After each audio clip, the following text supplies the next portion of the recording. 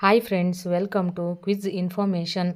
ನಾನು ಕೇಳುವ ಪ್ರಶ್ನೆಗೆ ನಿಮಗೆ ಉತ್ತರ ಗೊತ್ತಾದಲ್ಲಿ ಕಮೆಂಟ್ಸ್ ಬಾಕ್ಸಲ್ಲಿ ತಿಳಿಸಿ ಫ್ರೆಂಡ್ಸ್. ಹಾಗೆ ಲೈಕ್ ಮಾಡಿ, ಶೇರ್ ಮಾಡಿ, ಸಬ್ಸ್ಕ್ರೈಬ್ ಮಾಡ್ಕೊಳ್ಳಿ ಫ್ರೆಂಡ್ಸ್. ಮೊದಲನೇ ಪ್ರಶ್ನೆ,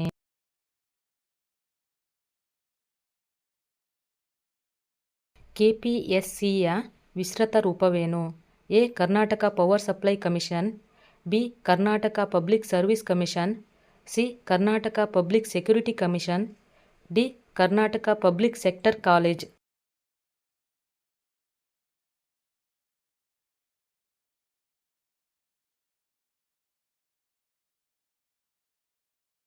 ಉತ್ತರ B. Karnataka public service commission. KPSCಯ ವಿಸ್ತೃತ ರೂಪ ಕರ್ನಾಟಕ ಪಬ್ಲಿಕ್ ಸರ್ವಿಸ್ ಕಮಿಷನ್. ಎರಡನೇ ಪ್ರಶ್ನೆ,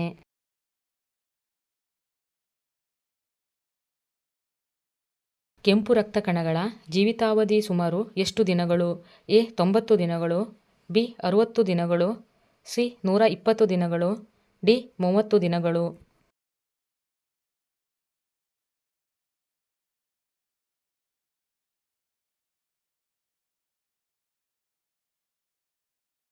ಉತ್ತರ ಸಿ. 120 ದಿನಗಳು. ಕೆಂಪು ರಕ್ತ ಕಣಗಳ ಜೀವಿತಾವಧಿ ಸುಮಾರು 120 ದಿನಗಳು. ಮೂರನೇ ಪ್ರಶ್ನೆ,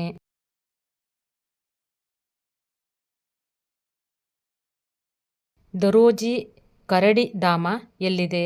A. Haveri, B. Chikkaballapur, C. Kodagu, D. Ballari.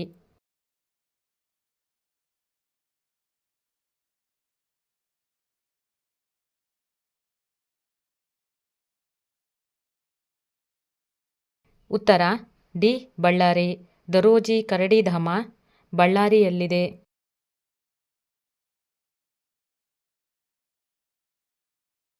ನಾಲ್ಕನೇ ಪ್ರಶ್ನೆ,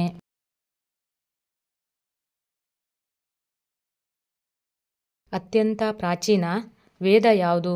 A. Yajurveda, B. Rigveda, C. Samaveda, D. Ayurveda.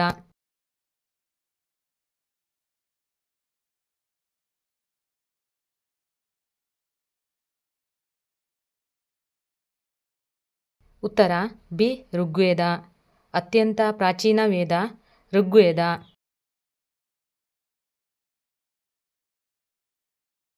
ಐದನೇ ಪ್ರಶ್ನೆ,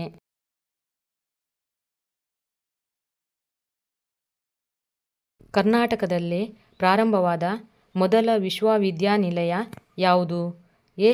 ಬೆಂಗಳೂರು ವಿಶ್ವವಿದ್ಯಾನಿಲಯ, ಬಿ. ಮೈಸೂರು ವಿಶ್ವವಿದ್ಯಾನಿಲಯ, ಸಿ. ಕರ್ನಾಟಕ ವಿಶ್ವವಿದ್ಯಾನಿಲಯ, ಡಿ. ಕುವೆಂಪು ವಿಶ್ವವಿದ್ಯಾನಿಲಯ.